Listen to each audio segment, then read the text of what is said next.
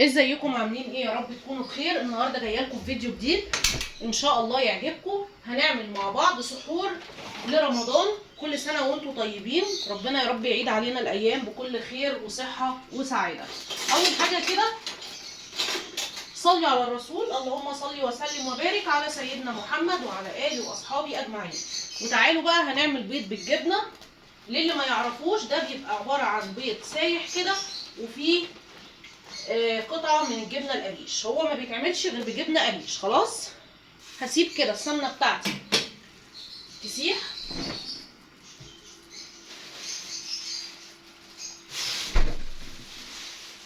طبعا انا هعمل فول وهحط جنبه سلطه وهحط جنبه طعميه، بس انا بوريكم الاول انا هعمل ازاي البيض بتاعي.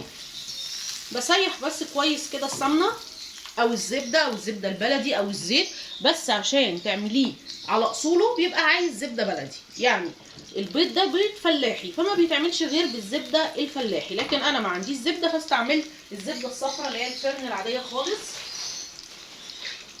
وهجيب كده البيض بسم الله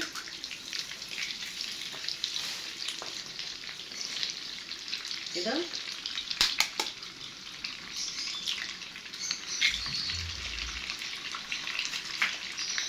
هحط حوالي 4 بيضات او 5 بيضات زي ما انت عايزه، او على حسب العدد اللي هياكل. خلاص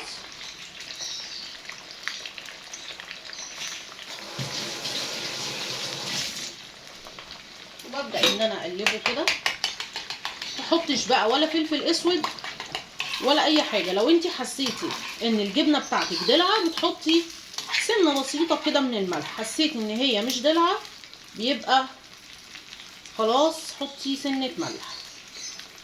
في قشره بس كده ايه نطلعها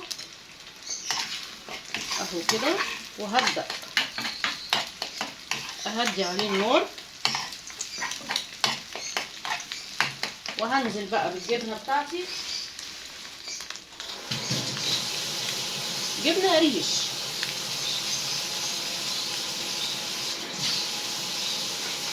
اهو كده، وابدا ان انا اقلب ده كده اهو كده. اكسره كده. عايزه اقول لكم ريحته تحفه. طبعا بتكتري البيض او تكتري الجبنه اللي انت عايزاه اهو كده.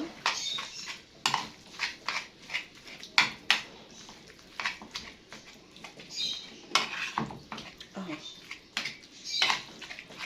بس كده خلاص. لو حسيتوا ان هو محتاج سنه ملح ممكن نحط عليه سنه من الملح. مش بنحط فلفل اسود ولا بنحط اي حاجه، هو بس سنه الملح. هيبقى فيه زفاره؟ استحاله مش هيبقى فيه زفاره، هيبقى طعمه في منتهى الجمال.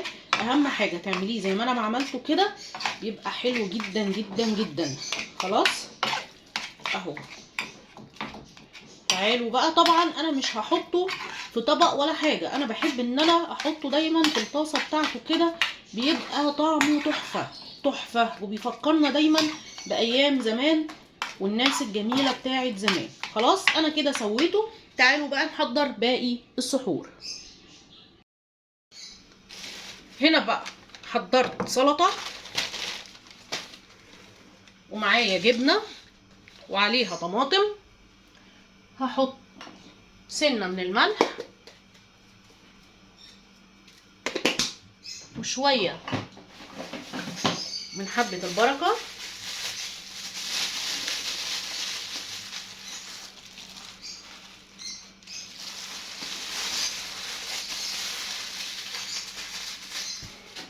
وهحط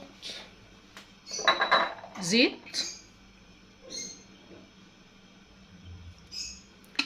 ده زيت حار. خلاص ممكن تحطي زيت زيتون او زيت ذره زي ما انت عايزه اهو كده. وابدا ان انا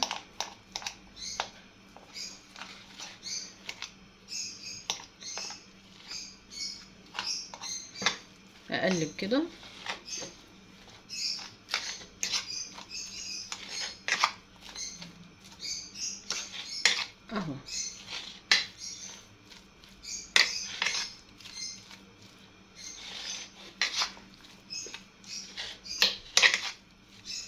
خلاص هجيب بقى الفول، هجيب طبق للفول.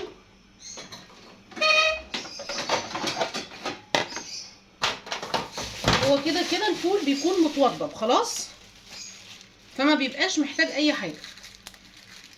بسم الله.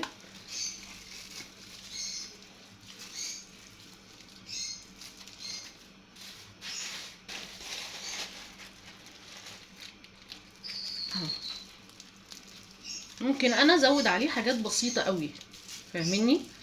لكن هو بيكون متوضب.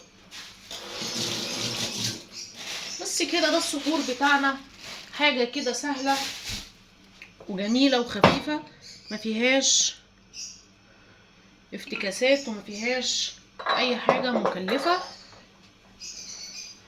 وهحط عليه بقى شويه ملح وهبدا اقلبه.